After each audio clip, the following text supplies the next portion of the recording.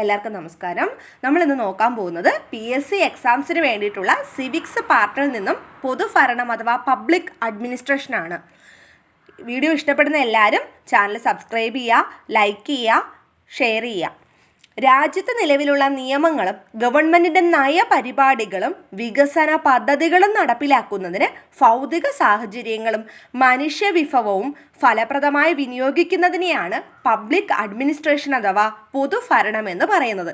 അപ്പോൾ നമ്മുടെ ജനാധിപത്യ ഭരണത്തെ കൂടുതൽ ഫലപ്രദവും കാര്യക്ഷമവും ഒക്കെ ആകാൻ കാരണമായത് ഈ പൊതുഭരണമാണ്. പൊതുഭരണത്തിൻ്റെ കാതലായ 3 മൂല്യങ്ങളാണ് ധർമ്മം അഥവാ ഇക്വിറ്റി, കാര്യക്ഷമത എഫിഷ്യൻസി, ഫലപ്രദമായ അവസ്ഥ എഫക്റ്റീവ്നെസ് എന്ന് പറയുന്നത്. അപ്പോൾ ഈ പൊതുഭരണത്തിൻ്റെ കാതലായ മൂല്യങ്ങൾ എന്ന് പറയുന്നത് 2020 KS എക്സാമിന് ചോദിച്ചിട്ടുള്ളൊരു ക്വസ്റ്റ്യൻ ആയിരുന്നു കേട്ടോ.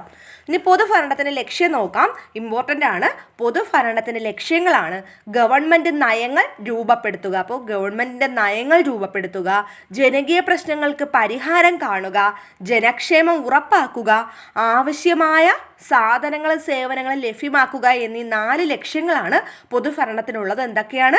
ഗവൺമെൻറ്റിൻ്റെ നയങ്ങൾ രൂപപ്പെടുത്തുക, അതുപോലെ തന്നെ ജനകീയ പ്രശ്നങ്ങൾക്ക് പരിഹാരം കാണുക, ജനക്ഷേമം ഉറപ്പുവരുത്തുക, ആവശ്യമായ സാധനങ്ങളും സേവനങ്ങളും ലഭ്യമാക്കുക എന്നിവ. പൊതുഭരണത്തിലൂടെ ഗാന്ധിജി ലക്ഷ്യമിട്ടത് എന്തെന്ന് നോക്കാമേ.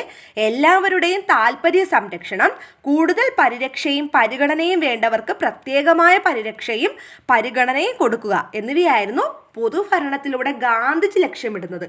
ആദ്യം നമ്മൾ പറഞ്ഞത് പൊതുഭരണത്തിൻ്റെ ലക്ഷ്യം ആയിരുന്നു. ഇപ്പോൾ നമ്മൾ പറയുന്നത് പൊതുഭരണത്തിലൂടെ ഗാന്ധിജി എന്ത് ലക്ഷ്യമിട്ടു എന്നുള്ളതാണ്. അദ്ദേഹത്തിൻ്റെ ലക്ഷ്യം എന്തൊക്കെയായിരുന്നു? എല്ലാവരുടെയും താല്പര്യങ്ങൾ സംരക്ഷിക്കുക, കൂടുതൽ പരിരക്ഷയും പരിഗണനയും വേണ്ടവർക്ക് പ്രത്യേക പരിരക്ഷയും പരിഗണനയും കൊടുക്കുക. ഇനി പൊതുഭരണ കാഴ്ചപ്പാടിനെ സ്വാധീനിച്ച ഗാന്ധിജിയുടെ ആശയമാണ് ഗ്രാമസ്വരാജ് എന്ന് പറയുന്നത്. ഗാന്ധിജിയുടെ ഗ്രാമസ്വരാജ് എന്ന ആശയത്തിൽ നിന്നും രൂപം കൊണ്ട സ്ഥാപനങ്ങളാണ് പ്രാദേശിക ഭരണ സ്ഥാപനങ്ങൾ. അപ്പോൾ നമുക്ക് ഗാന്ധിജിയുടെ ഒരു വാക്യം നോക്കാം. നിങ്ങൾ എന്തെങ്കിലും നടപ്പാക്കുന്നതിന് മുൻപ് നിങ്ങൾ കണ്ട പാവപ്പെട്ടവനും നിസ്സഹായനുമായ ഒരുവൻ്റെ മുഖം ഓർക്കുക. ഞാനിപ്പോൾ ചെയ്യാൻ പോകുന്നത് ആ പാവപ്പെട്ടവന് എങ്ങനെ സഹായകമാകുമെന്ന് സ്വയം ചോദിക്കുക എന്നത് ഗാന്ധിജിയുടെ വാക്കുകളാണ് കേട്ടോ. പൊതുഭരണം എന്ന ആശയം ആവിർഭവിച്ചത് അമേരിക്കയിൽ നിന്നുമാണ്. അപ്പോൾ പൊതുഭരണം എന്ന ആശയം ആദ്യമായിട്ട് ആവിർഭവിച്ചത് അമേരിക്കയിലാണ്. അഡ്മിനിസ്ട്രേഷൻ എന്ന പദത്തിൻ്റെ അർത്ഥം അല്ലെങ്കിൽ എന്ന പദം ഇവിടെ ഏത് ഭാഷയിൽ നിന്നുണ്ടായതാണെന്ന് ചോദിച്ചാൽ അഡ്മിനിസ്ട്രേ എന്ന ലാറ്റിൻ പദങ്ങളിൽ നിന്നുമാണ് അഡ്മിനിസ്ട്രേഷൻ എന്ന പദം ഉണ്ടായത്. അഡ്മിനിസ്ട്രേഷൻ എന്ന പദത്തിൻ്റെ അർത്ഥം വരുന്നത് സേവിക്കുക, ടു സെർവ് എന്ന അർത്ഥത്തിലാണ് അഡ്മിനിസ്ട്രേഷൻ നമ്മൾ ഉപയോഗിക്കുന്നത്. ഇനി നമ്മൾ കുറച്ച് നിർവചനങ്ങൾ പഠിക്കണം. പൊതുഭരണം എന്നാൽ ഗവൺമെൻറ് ഭരണത്തെ സംബന്ധിക്കുന്നതാണ് എന്ന് പറഞ്ഞത് എൻ ഗ്ലാഡൻ ആണ്. ഇത് SCERT ടെക്സ്റ്റിലുള്ളതാണ്. പൊതുഭരണം എന്നാൽ ഗവൺമെൻറ് ഭരണത്തെ സംബന്ധിക്കുന്നതാണ് എന്ന് പറഞ്ഞത് എൻ ഗ്ലാഡൻ. പൊതുഭരണം എന്നത് ചില ലക്ഷ്യങ്ങൾ നേടിയെടുക്കുന്നതിനായി കുറേ വ്യക്തികൾക്ക് മേലുള്ള നിയന്ത്രണങ്ങളും ഏകോപനങ്ങളുമാണ് എന്ന് പറഞ്ഞത് LD വൈറ്റ് ആണ്. വിശാലമായ അർത്ഥത്തിൽ പൊതുഭരണം എന്നത് പൊതുലക്ഷ്യങ്ങൾ നിറവേറ്റുന്നതിനായി പരസ്പരം സഹകരിക്കുന്ന വിവിധ സംഘങ്ങളുടെ പ്രവർത്തന രീതിയാണ് എന്ന് പറഞ്ഞത് HA സൈമൺ ആണ്. യുക്തിസഹമായ ലക്ഷ്യങ്ങൾ നടപ്പിലാക്കാൻ വേണ്ടിയുള്ള വ്യക്തികളുടെയും വസ്തുക്കളുടെയും ക്രമീകരണമാണ് പൊതുഭരണം എന്ന് പറഞ്ഞത് K ഹെൻഡേഴ്സൺ ആണ്. നിയമത്തിൻ്റെ വ്യവസ്ഥാപിതവും വിശദവുമായ പ്രയോഗമാണ് പൊതുഭരണം എന്ന് പറഞ്ഞത് വുഡ്രോ വിൽസൺ ആണ്. അപ്പം നിയമത്തിൻ്റെ വ്യവസ്ഥാപിതവും വിശദവുമായ പ്രയോഗമാണ് പൊതുഭരണം എന്ന് പറഞ്ഞത് വുഡ്രോ വിൽസൺ ആണ്. ഇതിൽ എൻ ഗ്ലാഡൻ്റെ പൊതുഭരണം എന്നാൽ ഗവൺമെൻറ് ഭരണത്തെ സംബന്ധിക്കുന്നതാണ് എന്നത് ഒരിക്കൽ ചോദിച്ചിട്ടുള്ള ക്വസ്റ്റ്യൻ ആണ്. ഇനി പൊതുഭരണവുമായി ബന്ധപ്പെട്ട് പോസ് അതായത് POSDCORB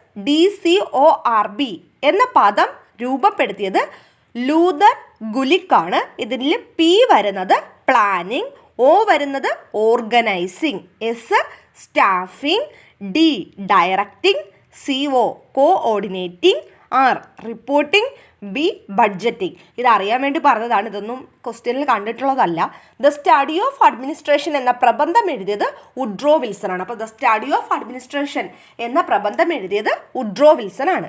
പൊതുഭരണത്തിൻ്റെ പിതാവും വുഡ്രോ വിൽസൺ ആണ്. അപ്പോൾ പൊതുഭരണത്തിൻ്റെ പിതാവ് വുഡ്രോ വിൽസൺ ആണ്. ഇന്ത്യൻ പൊതുഭരണത്തിൻ്റെ പിതാവ് പോൾ H ആപ്പിൾബേ.